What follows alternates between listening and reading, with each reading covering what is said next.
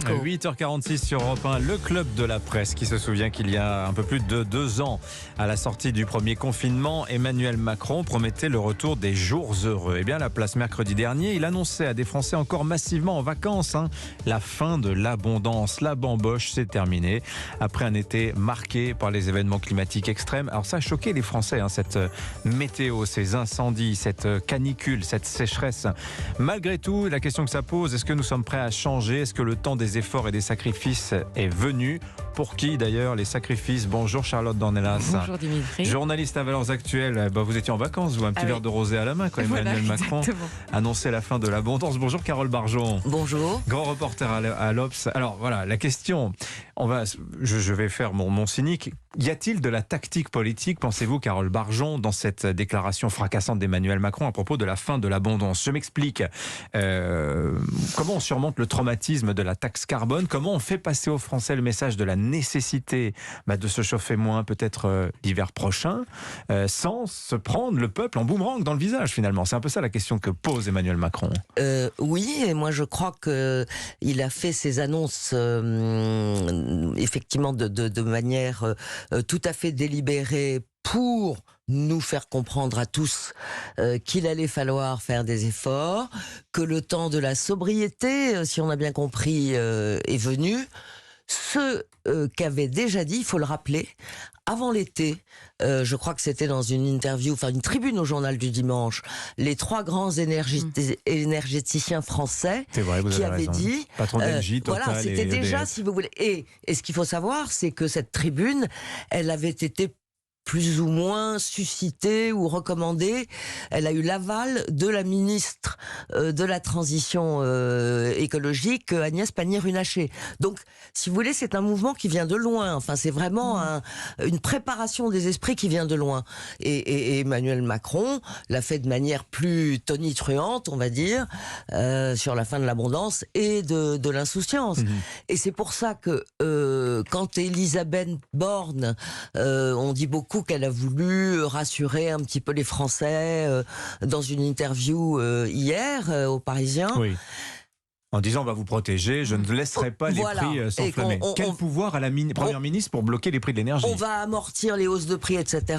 Ouais. Moi, je crois que ce sont de petits pansements, mais qui ne doivent pas faire oublier le message essentiel du président de la République. Alors justement, ce message, c'est préparer à un effort national, Charlotte Dornelas. En fait, il y a 3 sujets d'étonnement, on va dire, devant cette phrase. Le premier, c'est vis-à-vis d'Emmanuel Macron lui-même, sa personnalité. Il est élu la première fois il y a 6 ans. Il dénonce les passiontrismes, le déclinisme de ses adversaires dans la sphère politique et lui dit « je suis le candidat de l'espoir, tout est à refaire, on va y arriver, etc. » Or, quand vous expliquez que ça va mal, c'est précisément avec une vision d'espoir derrière pour changer quelque chose. Et dans votre question initiale, il y avait quand même cette question « pourquoi ou pour qui ?» sont ces efforts. Et cette réponse-là, on l'a pas très clairement depuis quelques mois. On a compris au début qu'il y avait la guerre en Ukraine qui a mobilisé, on va dire, plus l'émotion vis-à-vis des Ukrainiens eux-mêmes. Mais aujourd'hui, on ne sait pas très bien où on en est. Ensuite, il y a un étonnement, on va dire,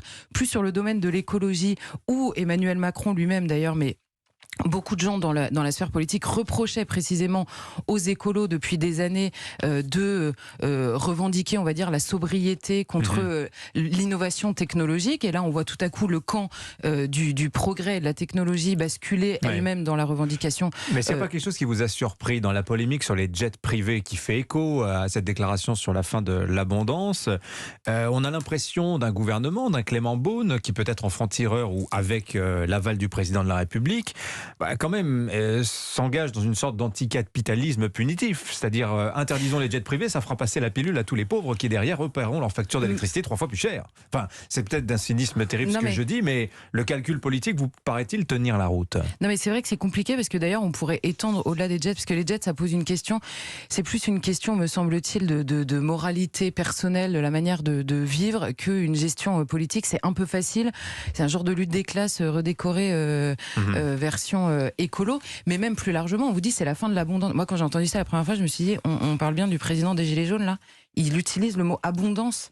Je pense qu'il n'a pas très bien compris où on était, beaucoup de Français. Donc c'est beaucoup plus large que ça. Est-ce que notre mode de vie matérialiste, on va dire, de ces dernières décennies, est-ce que c'est ça qu'on veut remettre en cause? Mais alors là, c'est une question qui est beaucoup plus philosophique qu'économique, enfin plus large que économique seulement. Ou est-ce que on se sert des riches pour s'en sortir à bon compte, quoi? Oui. Carole Barjon, c'est vrai que le fait de l'abondance n'est pas vécu par tous les Français, c'est vrai. Non, c'est vrai. Alors juste un petit mot sur les jets privés quand même. Je crois que Clément Beaune s'est avancé un peu tout seul. Il a voulu réagir à la proposition de Julien Bayou, le secrétaire national des Verts, mais en réalité, Macron n'a pas du tout apprécié. Je rappelle que hier... Mais on voit qu'il y a un débat au sein du gouvernement sur cette question. Oui, Gabriel Attal a quand même dit de même que sur la taxation des super profits. Gabriel Attal a quand même dit hier qu'il fallait pas prendre les choses par le petit bout de la lorgnette, ce qui était quand même une manière de renvoyer Beaune dans ses dans ses fauteuils.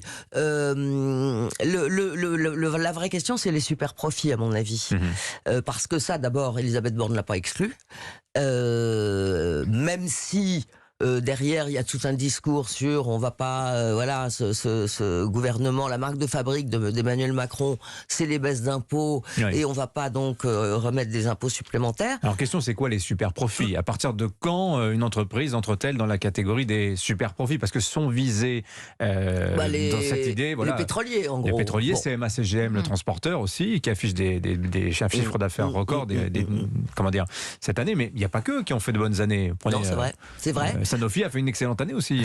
C'est vrai, mais par exemple en Italie, ce sont les pétroliers qui ont été taxés. Voilà. Donc ça aussi, si vous voulez, ça peut être aussi une manière de, je ne sais pas ce que déclarera Elisabeth Borne devant le MEDEF aujourd'hui, mais ça peut aussi être une manière, de compenser par avance des mesures qui seront sacrificielles, parce que il est absolument évident qu'il y aura et là, on est un peu surpris, des mesures sacrificielles. On ne sait pas lesquelles. Il faudrait quand même que Macron, une fois qu'il a dit c'est la fin de l'abondance, malgré tout, on est quand même surpris, Carole Barjon, parce que regardez, c'est pas la fin de l'abondance de liquidités. Que fait le gouvernement depuis plus de 2 ans?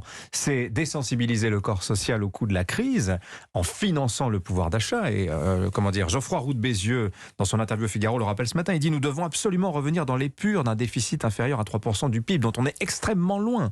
Loin. Justement, on peut se demander si ces annonces de Macron, enfin ce message plutôt que des annonces, n'annoncent pas en fait la fin du quoi qu'il en coûte. Ça fait 3 fois ou 4 fois qu'on l'annonce, la fin du quoi qu'il en coûte, ceci dit. Mais c'est la même question sur les super profits. Moi, j'ai pas de problème du tout à poser la question de la taxation des super profits en soi. Simplement, on a l'impression que c'est pareil. C'est une phrase qui va combler, on va dire, le vide de la déclaration initiale. Et on nous dit, on va taxer les super profits. On sait que depuis des années, le problème, c'est que taxer les super profits, les super profits partent au moment où on veut les taxer, et donc on n'y arrive plus. Et donc, à la fin, les seuls qui sont réellement taxés, c'est en effet les petites et les moyennes entreprises qui, elles, croulent sous les taxes bien réelles et qui dépassent les déclarations. Donc on ne comprend pas, et ça rejoint la question en effet du quoi qu'il en coûte et de la distribution qui par ailleurs se poursuit. On se dit, en fait, il y a une obsession depuis 1 an, c'est la question du pouvoir d'achat qu'on ne se pose pas en soi, c'est-à-dire qu'est-ce qui est nécessaire?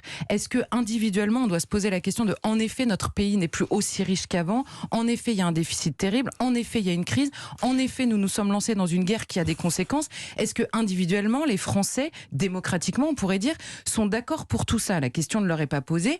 On fait toutes ces choses-là et ensuite on dit on va distribuer de l'argent partout, et après on nous dit c'est la fin de l'abondance. Alors, pardon, mais l'incohérence elle est inouïe, quoi. C'est impossible de s'y retrouver. Bien sûr, mais on peut se demander si aussi cette entrouverture de porte par Elisabeth Borne sur la taxation des super profits, c'est quand même aussi une manière d'inciter les entreprises à redistribuer. Elle l'a d'ailleurs dit, elle a dit il y a la prime Macron et on peut la tripler.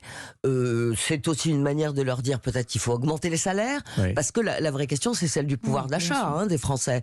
Et donc ça passe aussi par une augmentation des salaires. On avait bien vu ce qui s'était passé dans la restauration, où après des années et des années où tous ces gens qui travaillaient dans des conditions difficiles étaient au fond très mal payés, les restaurateurs ont fini par comprendre que oui, il fallait avoir des salaires attractifs, parce que sinon il n'y avait plus de personnel, comme nous l'avons tous constaté, je crois cet été dans les restaurants et les hôtels. Il y a une vraie question salariale en France, mais c'est vrai que l'équation fin de l'abondance, des sacrifices importants dont on peut se demander si les Français sont prêts à les réaliser, sont prêts à les accomplir. On voit la relation des Français au travail aujourd'hui. C'est exactement ce que j'allais vous dire aux écoutants. Je me suis dit, dans le fond, le vrai sujet, c'est la question du travail. C'est la question du rapport que nous avons au travail que nous faisons. C'est la question du rapport aussi que l'État ou les employeurs, de manière générale, se font du travail qui leur est rendu. C'est-à-dire à la fois la question des salaires. En effet, tout travail mérite salaire. Bon, c'est la base, certes, mais un salaire décent. On pourrait aussi parler de la question des professeurs tout en ce moment. Tout salaire mérite travail aussi. Tout salaire, et voilà. Et à l'inverse, tout salaire mérite travail. Gattaz, le père de Pierre Gattaz. Mais en fait, les deux sont vrais. C'est-à-dire qu'il y a un rapport aussi à la question. On voit la pénurie. C'est pour ça que j'y pensais en vous écoutant. La pénurie est vraie dans la restauration. Elle est vraie partout. Et à la fin de l'année, on a vu métier après métier, ça n'est plus possible. Donc il y a effectivement cette question derrière. C'est une question de société extrêmement profonde. Derrière l'abondance et la petite phrase de communication, c'est compliqué comme question quand même. Merci à toutes les deux. C'était un plaisir de vous recevoir pendant ce jour de rentrée. Charlotte Dornelas de Valeurs Actuelles, Carole Barjon de l'Obs. On se demandera à la rentrée sociale, y aura-t-il de la conflictualité? Geoffroy Roux de Bézieux, que j'ai cité il y a quelques minutes, n'y croit pas. Lui pense que la rentrée va être plutôt calme. Ça dépend des syndicats. Et pas de Jean-Luc Mélenchon. Exactement. Il n'aura pas toutes les réponses. Il est 8h58 sur Europe 1. Dans un instant, vous allez retrouver